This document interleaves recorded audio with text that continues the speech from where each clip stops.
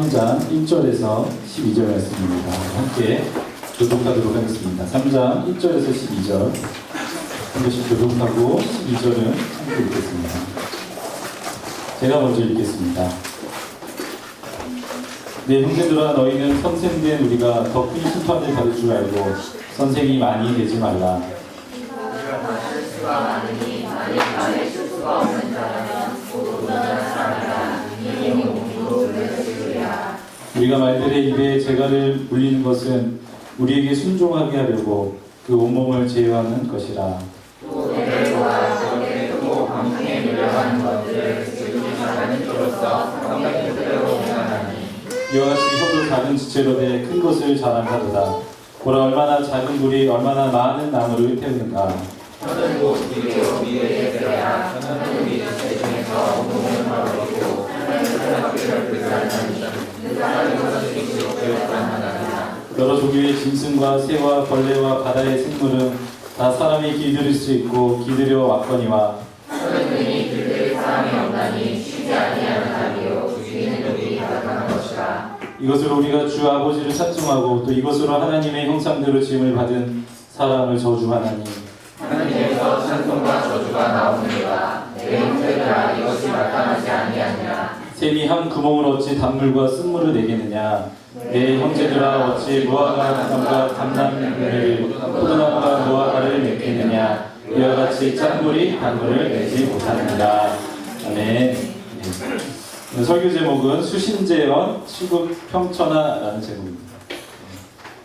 좀 패러디한 건데요. 네, 유교 경전의 사서 삼경의 대학이라고 하는 책에 나오는 말입니다. 수신제가 시국평천하. 그 말을 좀 패러디했습니다. 이 말의 의미는 몸을 수련하고 입을 안정시킨 후 열방을 다스리고 세상을 평정한다. 뭐 이런 이제 나름의 의미를 줬습니다.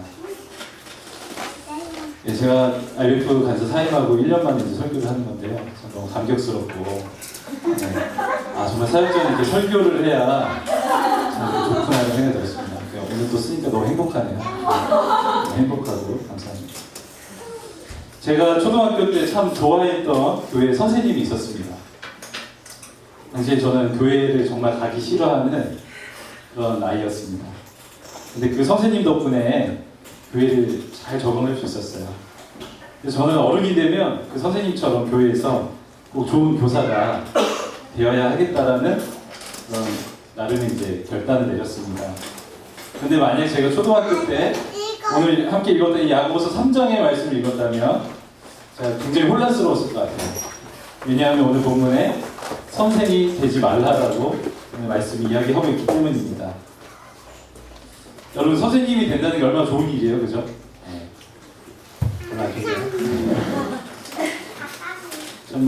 우리가 이제 가정 형편이 좀 좋지 않아도 또 자신 능력이 없어도 좋은 선생님을 만나면 우리의 인생이 성공할 수 있습니다. 저는 좋은 부모를 만나는 것도 정말 큰 축복이라고 생각하지만 정말 좋은 선생님을 만나는 것, 그것이 우리 인생의 정말 큰 축복이라고 생각합니다. 그런데 왜 성경은 오늘은 선생이 되지 말라고 이야기하는 것일까요? 오늘 본문의 1절을 보면 선생들은 하나님 앞에서 더 큰 심판을 받게 될 것이라고 말씀하고 있습니다. 모든 사람은 하나님 앞에서 종말의 때의 심판을 받게 될 것입니다. 그런데 왜 유독 선생들이 하나님의 심판 앞에 더 큰 책임을 묻게 되는 것일까요? 그 이유는 선생들이 다른 사람들보다 더 많은 말을 하기 때문에 그렇습니다. 특별히 선생은 말로써 다른 사람들을 가르치고 인생길을 안내하는 자들입니다. 사실 이 말씀은 선생이 되는 것 그 자체가 문제라기보다는 많은 말을 하는 것이 문제라고 그 문제를 지적하는 것이죠. 오늘날 한국 사회를 보면 정말 많은 선생님들이 있는 것 같습니다. 정치적 이슈가 터지면 그것에 대한 전문가들이, 선생님들이 논평을 쏟아냅니다. 이래야 된다, 저래야 된다, 말이 많습니다. 이 말을 들어도 맞는 말인 것 같고 저 말을 들어도 맞는 말인 것 같습니다. 교회에도 얼마나 많은 선생님들이 있는지 모르겠어요. 교회가 이래야 된다, 저래야 된다. 이러니까 한국교회가 어렵고 힘든 것이다. 오늘날 많은 선생들이 많은 말을 하고 있습니다. 여러분 장기 좋아하시나요? 장기 한 판을 두어도요 수많은 선생들이 몰려듭니다. 이렇게 두어야 된다, 저렇게 두어야 된다, 훈수를 두는 사람이 많습니다. 그런데요, 그 훈수 두는 대로 둔다고 해서 뭐 장기를 이기나요? 네, 그렇지 않은 것이죠. 훈수대로 뒀다가 게임에 지면 어떻게 되죠? 그 훈수 둔 사람과의 싸움이 일어납니다. 오늘날 수많은 선생들이 우리에게 많은 말을 하고 있지만 그 말이 다 옳고 바른 말이 절대 아닙니다. 정말 그 선생님들의 말대로 살면 인생을 성공할 것 같고 행복하게 살 수 있을 것 같은데 그렇지 않습니다. 그런데 왜 이 선생들이 이렇게 많은 말을 하는 것일까요? 많은 말을 하는 이유는 사실 그들도 잘 모르기 때문입니다. 잘 모르면 말이 많아집니다. 네. 진짜 대가는 짧고 간결하게 말을 해요. 네.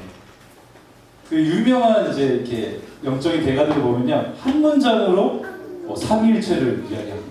칼빈이나 루터 이런 사람들은요, 한 문장으로 삼위일체를 얘기해요. 근데 정말 이렇게 잘 모르는 사람은 500페이지 이렇게 삼위일체를 얘기해요. 오늘 만약에 제 설교가 길어진다면, 저 사람 잘 몰라, 야고보서 말씀 잘 몰라서 그러는구나. 네, 너그러운 마음으로 생각해 주시면 감사하겠습니다. 우리 모두가 인생의 성공자라는 사실을 반드시 기억해야 됩니다. 우리가 많은 것을 아는 것 같지만 사실 우리가 아는 것이 거의 없습니다. 그 사실을 우리는 인정해야 됩니다.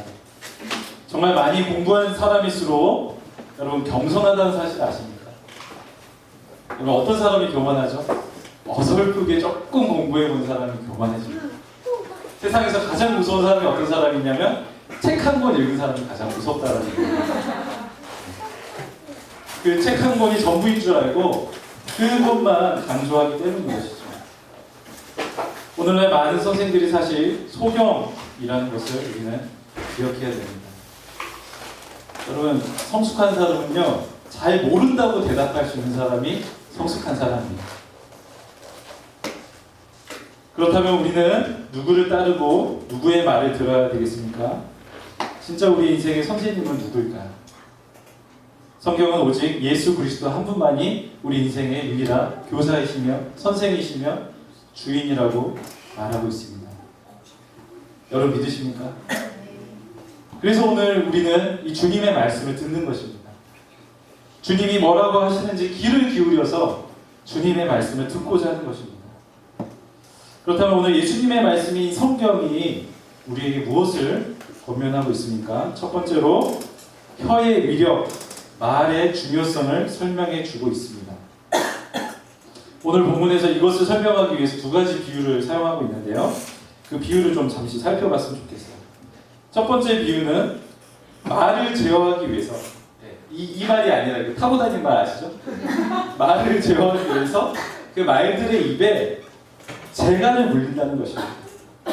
여러분 그 말 한번 타보신 적 있으세요? 저는 예전에 몽골 선교를 가서 말을 이렇게 몽골 초원을 이렇게 달려봤는데 말이 정말 힘이 좋더라고요. 여러분 말이 정말 힘이 좋은데요. 그래서 이렇게 근육질인 그 형제들 보면 말 근육이다 이런 얘기 하잖아요. 저희 교회는 별로 없으신 것 같은데 말 근육. 그래서 힘을 나타내는 단위도 마력이라고 하잖아요. 마력. 그러니까 이 말은요 힘의 상징입니다. 힘의 상징. 저희 학교에 힘이 좋기로 유명한 교수님이 한 분 계세요. 저희 신학교에. 근데 그분 이제 성이 기신데 이러면 또 뭐 찾아보시면 안 되는데 기신데 그 별명이 이제 기수스예요. 기수스. 그 히브리어로 수스가 말이거든요. 그래서 말처럼 힘이 세다 그래가지고 기수스. 그런 분이 계십니다. 네. 어쨌거나 이렇게 힘센 이 말을 제어하는 방법이 있는데요. 그 방법이 무슨 방법이냐면 그 말의 입에다가 재갈을 물리는 거죠. 그러면 이렇게 힘이 센 말이 사람의 통제를 받습니다. 사람의 말을 들어요. 말이 말을 듣습니다. 이것은 원리입니다. 힘을 다스리는 원리입니다. 우리 사람은 말과 같이 그런 육체적인 힘이 이렇게 있진 않지만 인간은 어떤 존재냐면 내면의 힘, 우리 존재에 엄청난 힘을 가지고 있어요. 그래서 이 힘을 다스리려면 어떻게 해야 되냐면 오늘 말씀은 입을 다스려야 된다라고 이야기를 합니다. 입을 다스리면 우리의 삶 전체를 다스릴 수 있게 되는 것입니다. 삶이 통제가 되지 않고 거친 사람들 있죠, 주변에. 그런 사람들 보면 특징이 뭐냐면 그들의 입이 굉장히 거칩니다. 통제가 되지 않아요. 그래서 우리 선생님들이 이렇게 초등학교 때 선생님들이 애들이 떠들면 조용히 해 이러잖아요. 네, 조용히 해. 입을 통제하면 온 반을 다 통제할 수 있는 것이죠. 이처럼 우리의 입은 중요하고 굉장히 위력이 있습니다. 두 번째 비유는 큰 바람이 불어도 뱃사공이 작은 키 하나로 배를 움직일 수 있다라고 하는 말씀입니다. 이번 여름에 우리 김홍민 목사님이랑 이집트를 방문했습니다. 첫날 저녁에 나일강을 갔거든요. 나일강 갔는데 저는 뭐 되게 이렇게 그런 성경 속에 나오는 나일강이라고 생각했는데 우리나라 한강이랑 좀 비슷하게 생겼더라고요. 깜짝 놀랐습니다. 그래서 나일강에 나가서 펠루카라고 하는 배가 있는데 그 배를 탔습니다. 펠루카라는 배는 오로지 이렇게 모터나 이제 어떤 인공적인 동력으로 가는 것이 아니라 오로지 바람의 힘으로 가는 배였습니다.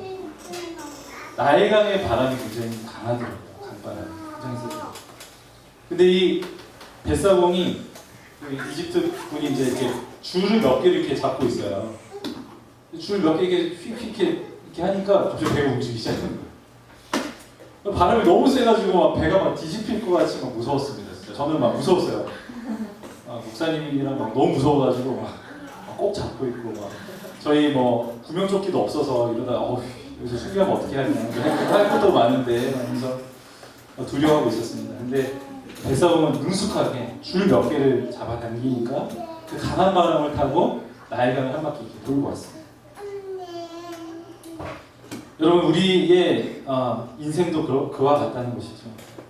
우리의 혀는 작지만 우리의 혀를 움직여서 우리의 인생의 큰 것들을 다스리고 통제할 수 있다는 것입니다. 그만큼 우리의 입이 중요하고 가치가 있고 힘이 있다는 것이죠. 이와 같이 엄청난 능력을 가지고 있는 우리의 말, 입 너무나 중요한데 이 말은요 우리가 어떤 말을 하느냐에 따라서 인생의 행복과 성공이 결정되게 되어 있습니다. 말 한마디에 사람이 죽기도 하고 살기도 하는 것이 말인 것이죠.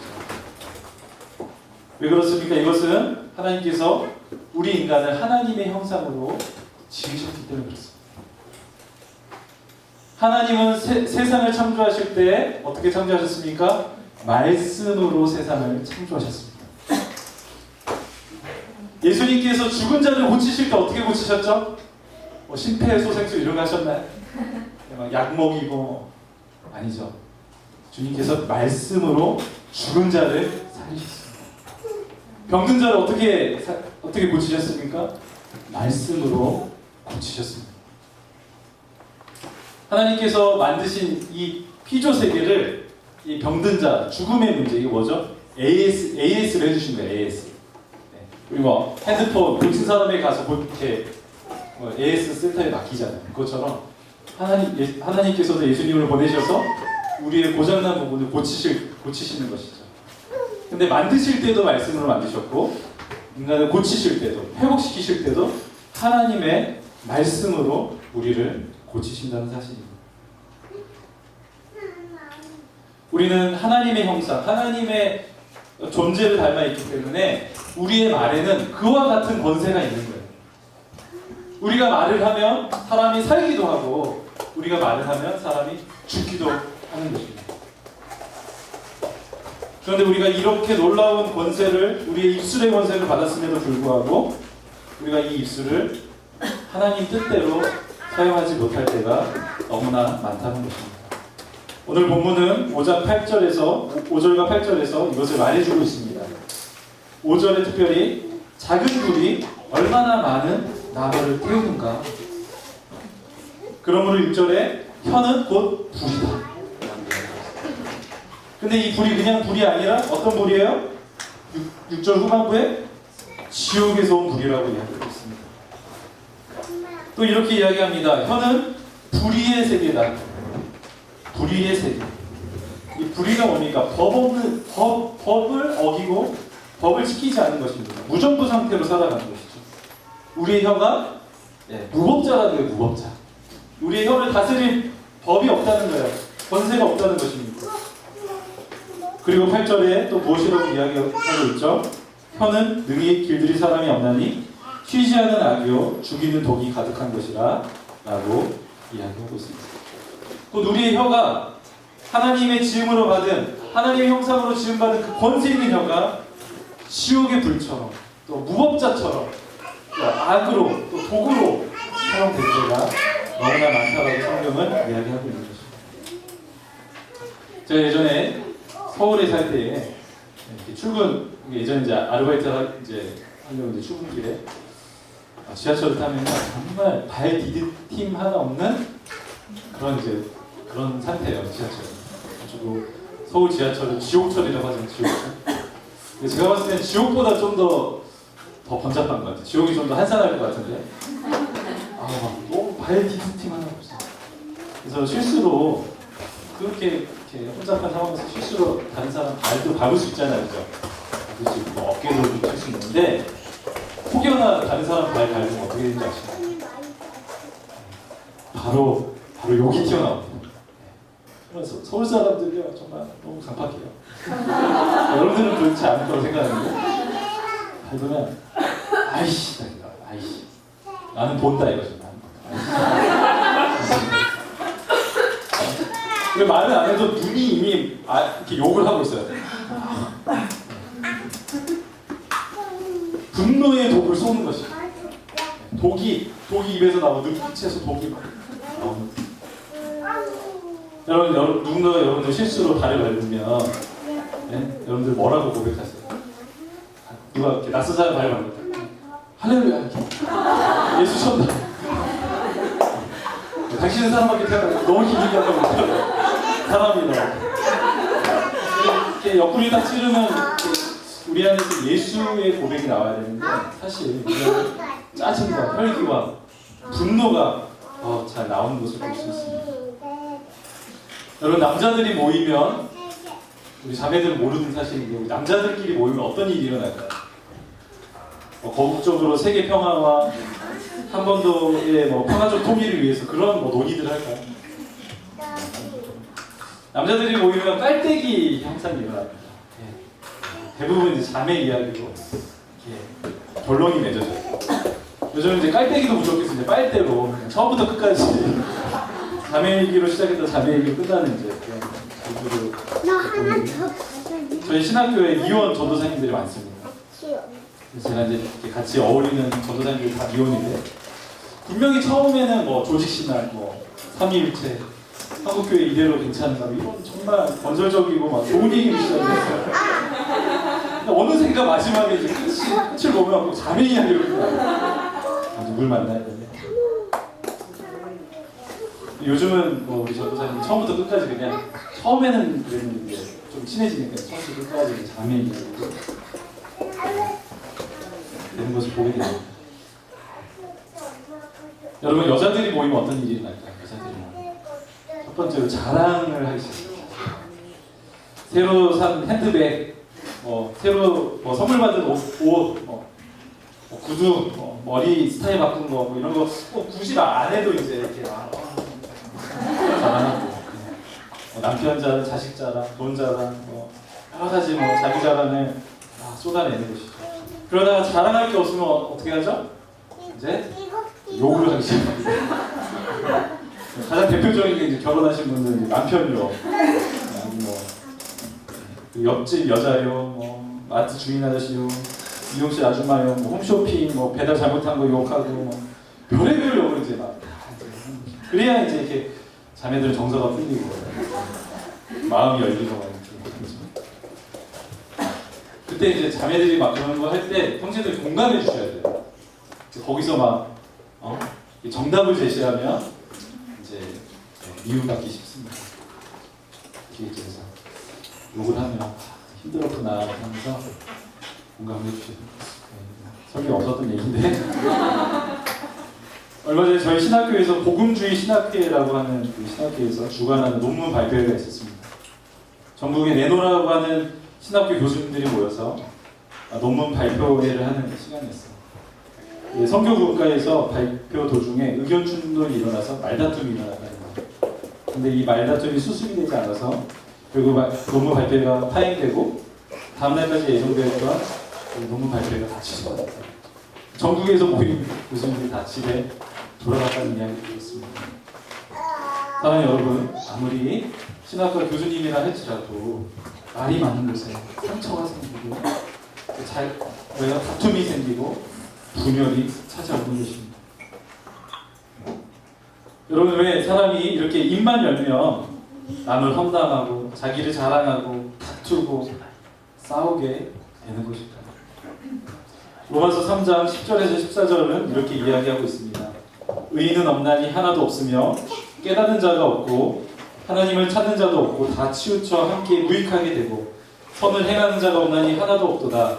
그들의 목구멍은 열린 무덤이요 그 혀로는 속임을 일삼으며 그 입술로는 독사의 독이 있고 그 입에는 저주와 악독이 가득하도다.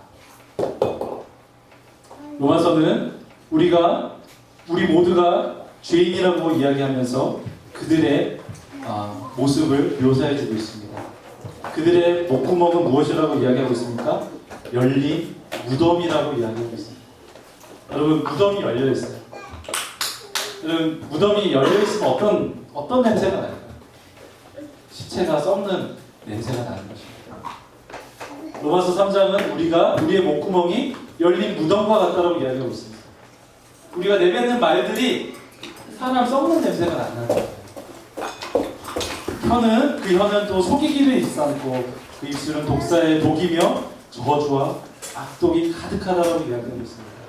로마서 3장은 오늘 야고보서 3장과 동일한 이야기를 하고 있습니다. 이것이 우리 인간이 가지고 있는 실존입니다. 이것이 우리의 진정한 모습이에요. 이것은 다른 사람의 이야기가 아니라 바로 저와 여러분의 이야기입니다. 이것은 우리의 이야기예요. 나의 이야기입니다. 본문의 주어를 살펴보면 1절에 무엇이라고 기록하고 있습니까?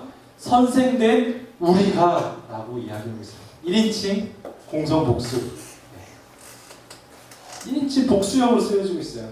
2인칭이나 3인칭을 쓰고 있지 않습니다. 너희가, 그가 라고 이야기하지 않고 우리가, 내가 그러한 자라고 오늘 고백하고 있는 것입니다. 오늘 야고보서 3장의 말씀은 야고보의 자기 고백적 신앙 고백이에요. 야고보는 선생된 자로서 자신이 저지른 실수와 입으로 지은 죄들을 먼저 인식하고 있는 것입니다. 그는 자신이 먼저 하나님 앞에서 더 큰 책임을 가지고 있는 존재라는 것을 오늘 알고 있었습니다. 사랑하는 글로벌 비전교회 성도 여러분, 우리는 이 말씀을 들으면서 2인칭으로, 3인칭으로 이 말씀을 적용하지 않았으면 좋겠어요. 이 말씀을 들을 때 우리가 1인칭으로 나의 말씀으로 나에게 하시는 하나님의 음성으로 오늘 이 말씀을 들어야 할 것입니다. 우리는 우리 자신을 매우 잘 안다고 생각하지만 안타깝게도 그렇지 않습니다.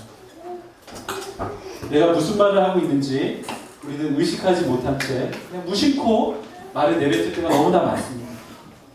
저는 가끔 제 목소리를 녹음해서 이제 들어볼 때가 있거든요. 그럴 때가 있어요. 근데 가끔 이렇게 들어보면 너무 듣기가 싫어요. 여러분들 목소리 들어본 적 있으세요? 들어보세요. 처음 들어보면 막 어색해요. 이거 나 맞나? 누구야? 되게 싫고 어색하고 막 그랬어요. 여러분, 내 목소리만 들어도 별론데 여러분들이 평상시에 하고 있는 어떤 말의 내용을 들어보면 얼마나 기겁할 만한 내용들을 많이 하고 있을지 상상을 할 수가 없습니다. 우리는 내가 받은 상처에 대해서는 타인에 대해서 냉정하게 평가를 내립니다. 어떻게 저런 말을 할 수가 있어요? 어떻게 저렇게 독서를 할 수 있어? 어떻게 저렇게 인격적이지 못해? 그런데 만일 내가 다른 사람에게 상처를 준다면, 그것으로 인해서 다른 사람이 마음이 상한다면 우리는 어떻게 이야기합니까? 너 왜 이렇게 마음이 약하냐? 너 왜 이렇게 소심해? 아, 요즘 이렇게 젊은 사람들 이렇게 소심해가지고 그런 말 한마디도 받아들이지 못한다고 자신의 죄를 축소시키는 것이죠. 여러분, 우리 자기가 했던 말은 기억 못하는데 우리 어떤 말은 기억해요? 우리가 상처받은 말은 평생 기억합니다. 그때 그 장소에서 그 중국 때 그 벤치에서 네가 그 얘기했잖아. 근데 누가 네가 그 얘기했잖아 이러면 나 기억 안 나는데. 제가 간사할 때 그런 얘기 참 많이 들었어요. 간사님 그때 간사님 그 얘기해서 상처받았어요. 그랬어 내가? 기억이 안 나는데?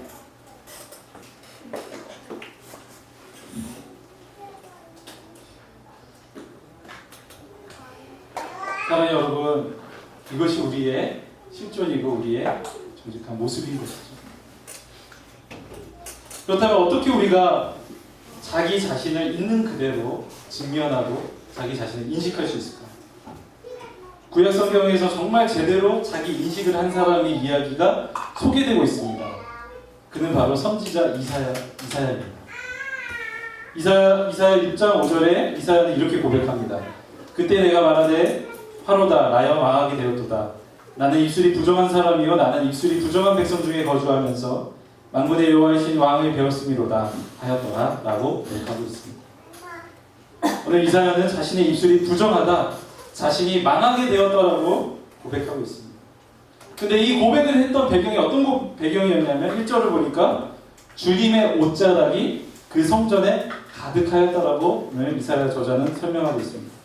그리고 날개 6달린 천사가 두 날개로는 자신의 얼굴을 가리고 두 날개로는 자신의 발을 가리고 두 날개로 날개짓을 하면서 거룩하다 거룩하다 거룩하다 만군의 여호와여 그의 영광이 충만하도다라고 고백하고 있습니다.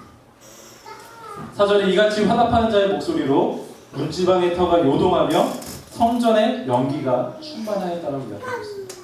오늘 본문에 나오는 이사야 본문에 나오는 그 표현들은요 모두가 다 하나님의 임재를 상징하는 표현들입니다. 하나님의 성전에 옷자락이 가득했다. 하나님의 옷자락. 그리고 성전에 연기가 충만했다. 그 연기. 천사들의 그 찬양. 이것은 하나님의 임재를 상징하는 것이죠. 이사야가 이 자신의 인식, 자신의 고백을 했던 장소가 어디였냐면 하나님의 임재가 있는 곳.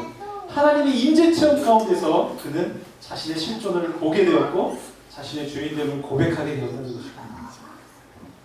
사랑하는 여러분, 정직한 자기 인식은 언제 일어나게 됩니까? 그것은 하나님의 임재 가운데서 우리의 실존을 보게 되는 것입니다. 칼빈은 기독교 강요의 첫 부분에서 다음과 같이 이야기했습니다. 우리에게 참되고 건전한 지식이 두 가지가 있는데 첫 번째는 하나님을 아는 지식이다. 그리고 두 번째 지식은 우리 자신을 아는 지식이라고 이야기했습니다. 근데 이 두 지식이 갖가지 끈으로 연결되어 있다라고 그는 서두에서 설명을 하고 있습니다. 이 말은 무슨 말이냐면 우리가 하나님을 정말 알면 하나님을 정말 제대로 알게 되면 우리 자신이 누구인지를 알게 된다. 반대로 내가 누구인지를 알게 되면 하나님을 더욱더 선명하게 알아갈 수 있는 길들이 열리게 된다는 것입니다. 이와 같은 일은 신약 성경에서도 동일하게 나타나고 있습니다. 누가복음 5장 1절에서 11절 우리 베드로 형이 유명한 예수님이 이제 베드로를 이제 사람 낚는 어부로 부르시는 그 장면입니다. 이 장면 속에서 베드로는 예수님의 말씀에 의지해서 깊은 곳에 그물을 던졌습니다. 그때 어떤 일이 일어나죠? 많은 물고기가 잡히게 됩니다. 이때 베드로가 무엇을 체험하냐면 하나님 체험을 합니다. 초자연적인 역사를 통해서 이분이 예수님이 그냥 나사렛 동네에 이렇게 그냥 어중이 떠중이가 아니라 이 사람이 하나님이구나. 이분에게 신적 요소가 있는 분이구나라는 것을 보게 된 거예요. 그러자 베드로가 어떻게 하니까 예수님의 발 아래 무릎을 꿇고 고백합니다. 주여 나를 떠나소서 나는 죄인입니다. 예수님의 그 모습 속에서 하나님을 체험하자 그는 자기 인식이 일어나는 것이죠. 나는 죄인이구나. 나는 이분 앞에 설 수 없구나. 라는 고백이 오늘 나오게 됩니다. 우리가 하나님 체험을 하면, 하나님 임재 가운데 들어가면 우리가 얼마나 큰 죄인인지를 알게 됩니다. 그러므로 하나님 체험 없이는 진정한 자기 발견도 없고 진정한 회개도 있을 수 없습니다. 사랑하는 여러분, 그렇기 때문에 우리는 하나님의 임재를 사모해야 됩니다. 그분의 임재 앞으로 나아가시고, 기독교는 단순히 주의 성수 좀 하고 식사할 때 기도하는 수준의 종교 활동이 아닙니다. 기독교는 무엇입니까? 기독교는 하나님과 인격적인 사귐을 갖는 것, 그리고 그 인격적인 사귐을 가진 사람들이 모여있는 집합체가 바로 교회인 것입니다. 교회는 다른 것은 없어도 하나님의 임재가 없어서는 안 됩니다. 교회가 권력이 없고 돈이 없고 탁월한 사역자가 없어도 하나님의 교회에 하나님의 임재가 없으면 그 교회는 병든 것이고 그 교회는 교회로서의 기능을 할 수가 없습니다. 우리가 교회에 왜 나오죠? 우리가 왜 교회로 함께 모입니까? 그것은 하나님을 만나기 위해서 우리가 이곳에 모여 있는 것입니다. 우리가 교회 가운데서 하나님을 만나고 하나님을 체험할 때에 비로소 우리의 삶은 변화되고 우리의 입술의 고백이 달라지게 됩니다. 사랑하는 여러분 요즘 얼마나 하나님을 만나고 체험하고 하나님 임재 가운데 살아가고 계십니까? 정말 여러분들의 삶 속에 하나님의 만남이 있습니까? 하나님을 만나지 못한 종교인으로 살아가면요, 오늘 야고보서 9절과 12절에 나오는 삶의 모습이 드러나게 되겠습니다. 그 말씀은 무엇이냐면 한마디로 얘기해서 이중적인 삶을 살게 된다는 거죠. 한편으로는 하나님을 찬양하고 한편으로는 형제를 저주하게 된다는 거예요. 한 구멍으로 어떻게 단물과 쓴물을 낼 수 있겠냐고 야고보는 가슴을 치며 이야기하고 있습니다. 우리의 이런 신앙의 이중성, 우리의 삶의 이중성이 언제 드러납니까? 우리가 하나님의 인재를 경험하지 않고 그냥 종교 생활할 때, 종교인으로 살아갈 때에 이러한 이중적인 모습들이 저와 여러분들의 삶 가운데 나타나게 된다는 것입니다. 종교인은 겉으로는 굉장히 그럴듯합니다. 하나님을 찬양할 수 있고 기도도 할 수 있고 종교적인 이사어구를 많이 사용할 수 있습니다. 그런데 진짜 자신의 모습은 바뀌지 않는 거예요. 근데 이 진짜 자기 모습은 어디서 드러날까요? 이러한 공간에서 드러나지 않습니다. 가장 편안한 곳, 가장 내 존재를 무장해제할 수 있는 곳에서 우리의 본연의 모습이 드러납니다. 자취방, 아니 집, 거기서 우리의 진짜 모습이 드러나는 것이죠. 그래서 우리가 뭐 수련회 때 막 일주일 동안 은혜 받았다가 집에 가면 은혜를 까먹는 이유는 무엇이냐면 그때는 우리가 막 종교적으로 막 그런 어떤 은혜가 있었지만 집에 가면 내 본연의 모습이 나타나기 때문이에요. 그래서 엄마가 막 잔소리 좀 하면 엄마가 뭐 하라 하면서 쾅 닫고 이제 집에 들어가가지고 혼자 막 밥 먹어. 그러다가 또 막 배고프면 어떻게 해요? 막 나와가지고 왜 밥 안 차려줘? 막 아까 밥 먹으라고 했잖아. 엄마가 가만히 싸우고. 왜 그렇습니까? 우리의 존재가 변화되지 않는 것이죠. 성경은 이것을 위선, 외식이라고 이야기하고 있습니다. 사랑하는 여러분, 오늘 우리의 삶, 우리의 중심을 정직하게 돌아보았으면 좋겠습니다. 저는 오늘 이 말씀을 준비하면서 너무 준비가 하기 싫었어요. 네. 첫 설교인데 제가 생각했던 첫 설교는 이제 뭐 복음서나 이런 게 좀 따뜻한 주님이 뭐 사랑이시다 이런 거 있잖아요. 우리 서로 사랑합시다. 이런 좀 은혜롭고 좀 평화로운 좀 설교를 하고 싶었습니다. 그래서 오늘 이렇게 야고보서 말씀이 있는데 너무 부담스러운 거야. 뭐 선생이 되지 말라. 이중성도 나오고 온몸을 태운다. 뭐 좋은 말이 하나도 나오지 않는다. 사실 제가 며칠 전까지만 해도 너무 설교하기 싫어서 저희 사모님한테 연락을 드려야 되나 정말 막 망설였어요. 하루에 몇 번이고 막 핸드폰을 쥐었다 놨다 쥐었다 놨다. 제가 기도하는 하나님 앞에 엎드려서 기도를 하는데 하나님께서 저에게 말씀하시는 것 같았어요. 무엇이라고 말씀하시는 것 같았냐면 이 말씀은 다른 사람들을 위한 말씀이 아니라 바로 너를 위한 말씀이었다 라고 주님께서 저에게 말씀하시는 것 같았어요. 하나님은 제가 이 글로벌 비전 교회에서 선생이 되길 원치 않는다라고 주님은 말씀하시는 것 같았어요. 나는 네가 그곳에서 가르치는 사람이 아니라 무엇인가 많은 말을 하는 사람이 아니라 네가 정말 변화됐으면 좋겠다. 1년이 지나고 2년이 지나고 3년이 지났을 때에 누구보다도 네가 더 많이 하나님의 형상으로 예수님을 닮은 모습으로 네가 정말 변화됐으면 좋겠다.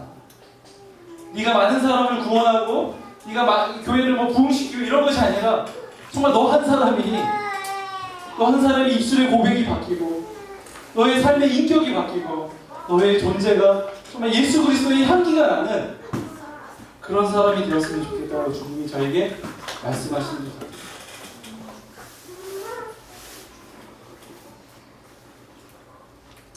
사랑하는 여러분, 우리 모두가 이 소망을 가지고 오늘 이 시간 기도의 자리로 나왔습니다. 주님, 제가 이 교회 가운데서 제가 가장 변화되는 사람이 되었으면 좋겠습니다. 제가 1년이 지나고 2년이 지나고 3년이 지나갔지만 신앙생활이 점점 연수가 더해가고 있지만 나의 입술의 고백이 변화되지 않고 나의 삶이 점점 이중적인 삶의 모습들을 보게 됩니다. 주님, 하나님, 내가 이 교회 공동체 가운데서 하나님을 경험하고 나의 존재가 나의 입술의 고백이 변화되는 놀라운 삶의 능력이 나타나는 그러한 사람 되게 주십시오.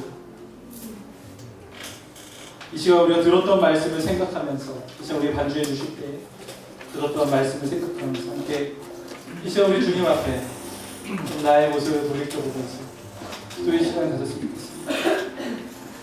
주님, 함께하여 주십시오.